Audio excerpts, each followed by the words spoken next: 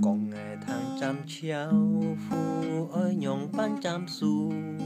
Có lời ngài với con nhị tỷ ơi nhung ban trăm xu. Có lời sẽ aku. Có lời con ngài con nhị tỷ nhung hin trăm xu. Katakan padaku, hai tukang kayu, bagaimana caranya memotong kayu.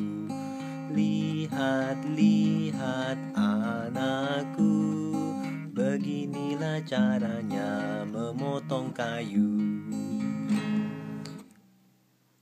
Con ngày tháng trăm chéo phu ơi nhung ban trăm xu. Có lời ngài với con nhị tỷ ơi nhung ban trăm xu. Có lời sẽ aku. Có lời ngài với con nhị tỷ nhung hin trăm xu.